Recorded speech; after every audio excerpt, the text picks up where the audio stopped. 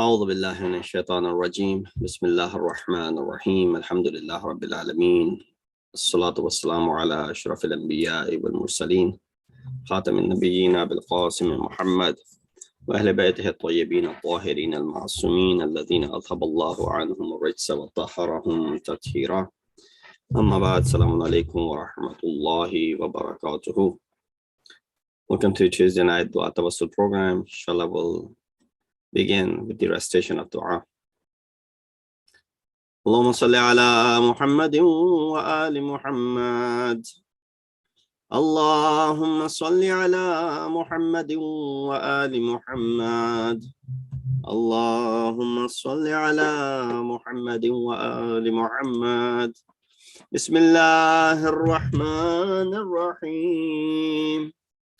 اللهم إني أسألك وأتوجه إليك بنبيك نبي الرحمة محمد صلى الله عليه وآله يا أبا القاسم يا رسول الله يا إمام الرحمة يا سيدنا ومولانا إنا توجهنا واستشفعنا وتوسلنا بك إلى الله وقدمناك بين يدي حاجاتنا يا وجيها عند الله اشفع لنا عند الله يا أبا الحسن يا أمير المؤمنين يا علي بن أبي طالب يا حجة الله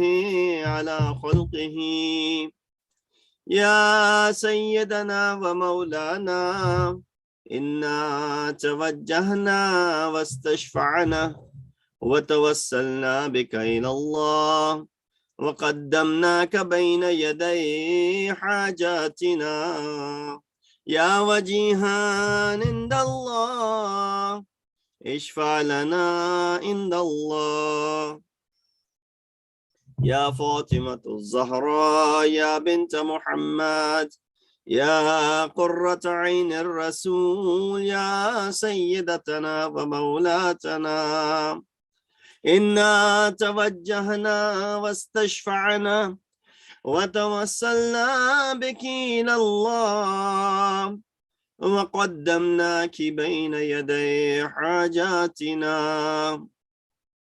يا وجيهة عند الله اشفعي لنا عند الله يا أبا محمد يا حسن بن علي أيها المجتبى يا ابن رسول الله يا حجة الله على خلقه يا سيدنا ومولانا إنا توجهنا واستشفعنا وتوسلنا بك إلى الله وقدمناك بين يدي حاجاتنا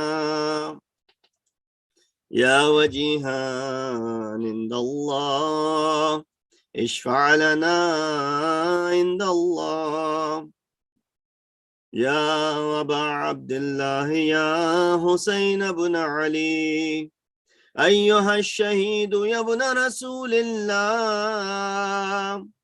يا حجة الله على خلقه يا سيدنا ومولانا إنا توجهنا واستشفعنا وتوسلنا بك إلى الله وقدمناك بين يدي حاجاتنا يا وجيها عند الله اشفع لنا عند الله يا أبا الحسن يا علي بن الحسين يا زين العابدين يا ابن رسول الله يا حجة الله على خلقه يا سيدنا ومولانا إنا توجهنا واستشفعنا وتوسلنا بك إلى الله وقدمناك بين يدي حاجاتنا يا وجيها عند الله اشفع لنا عند الله يا أبا جعفر يا محمد بن علي أيها الباقر يا ابن رسول الله يا حجة الله على خلقه يا سيدنا ومولانا إنا توجهنا واستشفعنا وتوسلنا بك إلى الله وقدمناك بين يدي حاجاتنا يا وجيها عند الله اشفع لنا عند الله يا أبا عبد الله يا جعفر بن محمد أيها الصادق يا ابن رسول الله يا حجة الله على خلقه يا سيدنا ومولانا إنا توجهنا واستشفعنا وتوسلنا بك إلى الله وقدمناك بين يدي حاجاتنا يا وجيها عند الله اشفع لنا عند الله يا أبا الحسن يا موسى بن جعفر أيها الكاظم يا ابن رسول الله يا حجة الله على خلقه يا سيدنا ومولانا إنا توجهنا واستشفعنا وتوسلنا بك إلى الله وقدمناك بين يدي حاجاتنا يا وجيها عند الله اشفع لنا عند الله يا أبا الحسن يا علي بن موسى أيها الرضا يا ابن رسول الله يا حجة الله على خلقه يا سيدنا ومولانا إنا توجهنا واستشفعنا وتوسلنا بك إلى الله وقدمناك بين يدي حاجاتنا يا وجيها عند الله اشفع لنا عند الله يا أبا جعفر يا محمد بن علي أيها التقي الجواد يا ابن رسول الله يا حجة الله على خلقه يا سيدنا ومولانا إنا توجهنا واستشفعنا وتوسلنا بك إلى الله وقدمناك بين يدي حاجاتنا يا وجيها عند الله اشفع لنا عند الله يا أبا الحسن يا علي بن محمد أيها الهادي النقي ابن رسول الله يا حجة الله على خلقه يا سيدنا ومولانا إنا توجهنا واستشفعنا وتوسلنا بك إلى الله وقدمناك بين يدي حاجاتنا يا وجيها عند الله اشفع لنا عند الله يا أبا محمد يا حسن بن علي أيها الزكي العسكري يا ابن رسول الله يا حجة الله على خلقه يا سيدنا ومولانا إنا توجهنا واستشفعنا وتوسلنا بك إلى الله وقدمناك بين يدي حاجاتنا يا وجيها عند الله اشفع لنا عند الله يا وسي الحسن والخلف الحجة أيها القائم المنتظر المهدي يا ابن رسول الله يا حجة الله على خلقه يا سيدنا ومولانا إنا توجهنا واستشفعنا وتوسلنا بك إلى الله وقدمناك بين يدي حاجاتنا يا وجيها عند الله اشفع لنا عند الله. Ask for your hajat from Allah subhanahu wa ta'ala.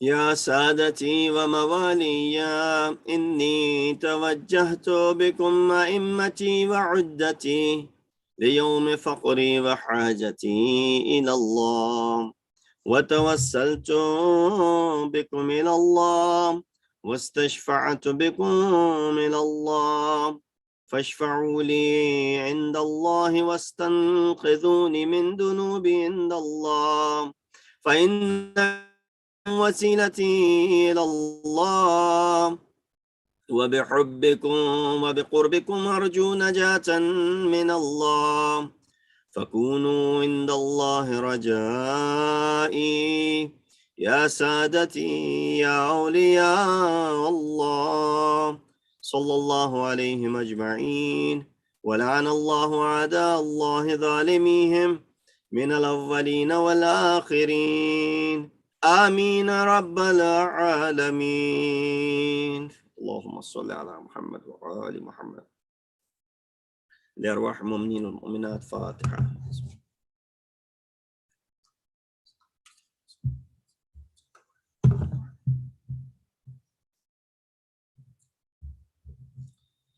So remember all of those people in our community who are no longer with us, those who passed away recently, and for those who lost their battle with COVID-19, and all the marhumin of mu'minin and mu'minat. Surah Fatiha. Bismillah ar-Rahman ar-Rahim. إياك نعبد وإياك نستعين اهدنا الصراط المستقيم صراط الذين أنعمت عليهم غير المغضوب عليهم ولا الضالين. Let us also remember all of those people who are in need of dua, going through difficult times, suffering, struggling, physically, financially, spiritually. May Allah subhanahu wa ta'ala give them a full recovery. And let's recite this ayat from Surah Naml together 5 times. Bismillah ar-Rahman ar-Rahim. أما يجيب المضطر إذا دعاه يكشف السوء أما يجيب المضطر إذا دعاه يكشف السوء أما يجيب المضطر إذا دعاه يكشف السوء أما يجيب المضطر إذا دعاه يكشف السوء أما يجيب المضطر إذا دعاه يكشف السوء ويجعلكم خلفاء الأرض أإله مع الله قليلا ما تذكرون. اللهم صل على محمد وعلى أعوذ بالله من الشيطان الرجيم. بسم الله الرحمن الرحيم. الحمد لله رب العالمين. الصلاة والسلام على أشرف الأنبياء والمرسلين خاتم النبيين أبي القاسم محمد وأهل بيته الطيبين الطاهرين المعصومين الذين أذهب الله عنهم الرجس وطهرهم تطهيرا. وصلى على محمد وعليهم. أما بعد فقد قال الله تبارك وتعالى وقوله الحق وهو أصدق القائلين. بسم الله الرحمن الرحيم. وما كان المؤمنون لينفروا كافة فلولا نفر من كل فرقة منهم طائفة ليتفقهوا في الدين ولينذروا قومهم إذا رجعوا إليهم لعلهم يحذرون. صدق الله العلي العظيم. Assalamu alaikum wa rahmatullahi wa barakatuhu. Tuesday night discussions are very brief discussions last week under this ayat of Surah Tawbah, verse number 122, in which Allah subhanahu wa ta'ala says, "Yet it is not for the faithful to go forth in mass, but why should not there be a group from each of their sections go forth to become learned in religion, and to warn their people when they return to them, so that they may beware." Of course, under this ayat, we talked about last Tuesday night, one of the roles of the scholars, as defined in this ayat number 122 from Surah Tawbah. Some of the key words that we have discussed was لِيَتَفَقَّهُ, which comes from tafaqquh fi din, which means to strive hard to acquire deep understanding as far as the ahkam and the beliefs are concerned. وَلِيُنْذِرُ قَوْمَهُمْ tells us that seeking this knowledge isn't for any worldly reasons. First of all, kafatan refers to the fact that it is wajib kifai. When the ayat begins by saying liyanfiru kafatan, refers to the fact that it's not possible for en masse, that means the entire society, to go ahead and perform this. It will only be a handful of people, but it is wajib upon them. Well, now the purpose behind it, liyundiru qawmahum, that they warn their people, idha raja'hum, when they return back. So wherever it is that they go ahead and earn this knowledge, requires them to travel, and upon their return, they should be able to warn their people. Under this ayat, I discussed last week the contribution of youth in Shi'i tradition and thought. And if you remember last week, we talked about in the times of infallible imams, we find certain individuals who were at that status. Now, of course, imams were the guide and they were the go-to marja. But imam had these individuals whom he had trained, especially our sixth imam. And the duty of these people was to go ahead and propagate the religion. Amongst them was a person by the name Hisham ibn al-Hakam. And we talked about in depth and details regarding Hisham to an extent. We went in the depth of Hisham's background and some of the encounters that he had with people in his era, and then how Imam took pride in explaining the achievements of Hisham to his companions, giving Hisham status and giving him honor, respects coming from Imam, of course, tells us a great deal about this individual. That was the time of infallible imams. Now, during major occultation, we find similar individuals who were still in their youth while they attained this high mansab and the status. Amongst them is a person by the name Abu Mansur Jamaluddin al-Hasan ibn Yusuf ibn Ali al-Mutahhar al-Hilli, or more commonly known as Allama Hilli. He was born in the year 648 after Hijrah on 29th day of Ramadan. He is nephew of Muhaqqiq al-Hilli, who was also one of his teachers and mentors. It is narrated from the first Imam Amir al-Mu'mineen Ali ibn Abi Talib alayhi salatu wassalam, that on his way to Kufa, or rather on his way from Kufa to Siffin, Imam stood on top of a hill and pointed towards the woods ahead and said the following: "There's a city here, and what a city." And Asbagh, one of the companions, Asbagh ibn Nabata, one of the companions of Imam, when he heard this from Imam, he said, "Oh, Amir al-Mu'mineen, I see that you're speaking of a city over here that existed." So, while the ruins, there must have been a city that existed hundreds and thousands of years ago. Imam replied, "No, I'm actually speaking about a city that will come into existence right here on this spot, in this place. And that place known as Hilla Safiya, which will produce people of pure nature who are also close to God, and their du'as are mustajab. Allama Hilli is associated with Ali Mutahhar from his father's side, which was a noble family that belonged to the tribe of Bani Asad and produced some of the best and top-notch scholars and the people with piety. And of course, their impact on Shia tradition is still benefiting not just humanity at large, Muslims and Shias in particular, but also scholars of the time.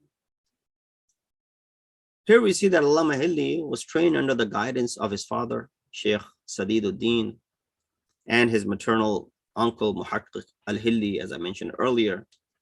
And quickly learning different sciences, Islamic sciences, he earned, earned him a title of Jamaluddin, the beauty of the religion, at a very young age. In fact, if you want to call someone to be the marja at the youngest age, after the demise of his uncle, we find that Muhaqqiq al-Hilli in the year 676 had the responsibilities of the marja'iyya of Shia upon his shoulders.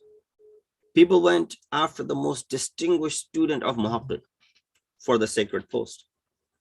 Among many students who were already fuqaha and mujtahideen, today, if you go to Najaf, some of the Maraji who are giving the lectures and teaching Bahth al-Kharij, you find people sitting in their gathering in different age groups, of course. You'll find people in their 60s and 70s in front of them. You'll find people in their 50s and 40s in front of them.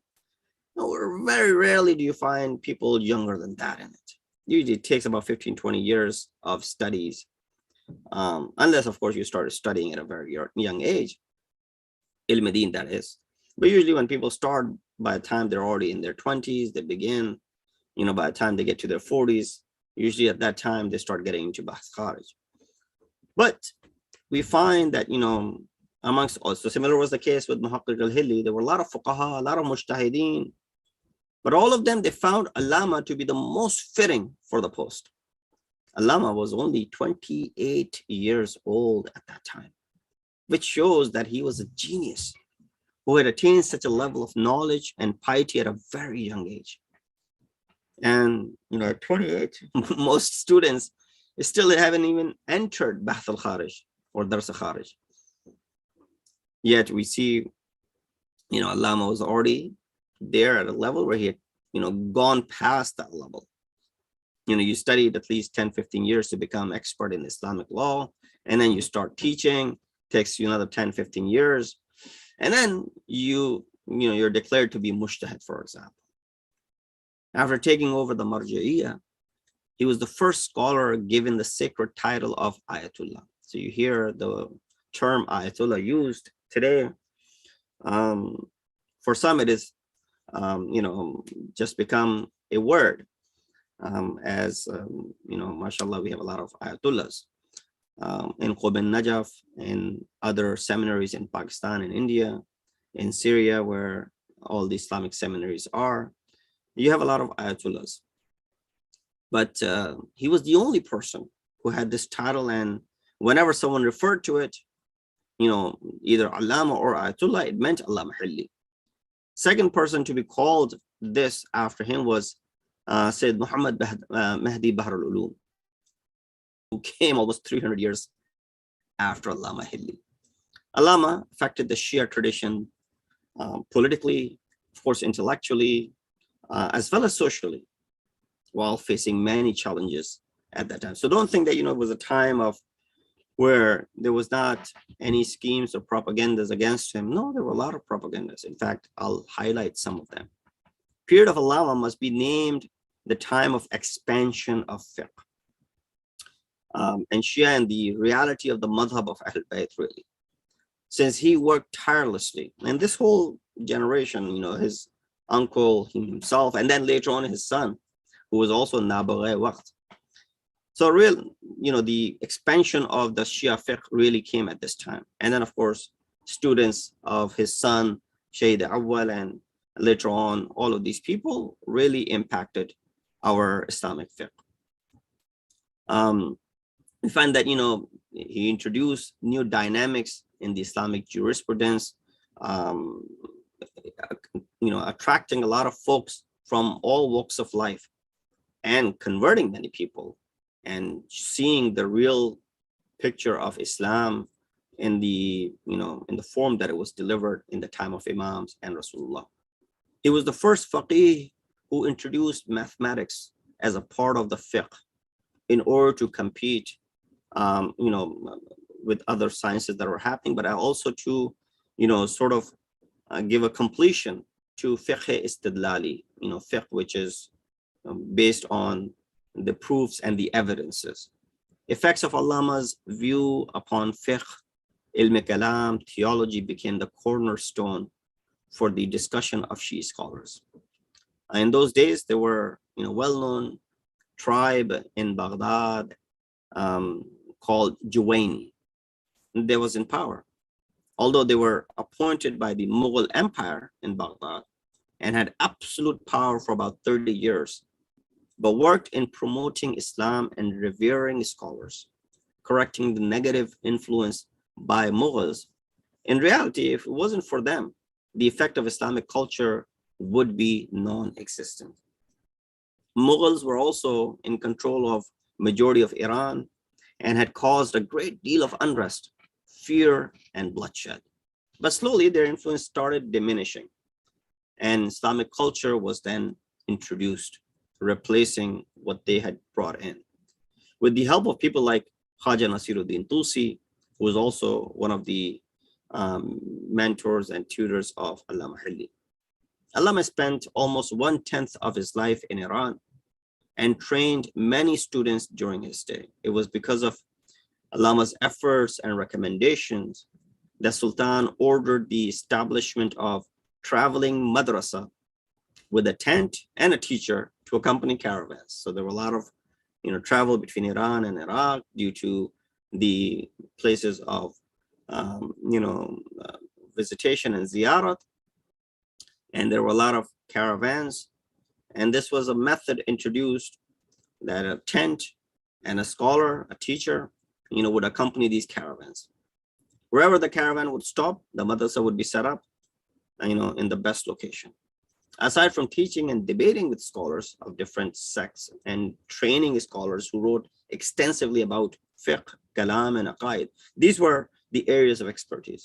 So a lot of the stuff that you find from the athar of Allama Hilli is either going to be fiqh related, kalam, aqaid, such as his books Al-Fain and so on and so forth, which talk about the proof of imamat, wrote extensively regarding the proof of imamat. As many of his books, following a sentence in the end of this book was completed in the traveling mobile madrasa of Sultaniya in Kermanshah, for example. So, many of these were composed at that time.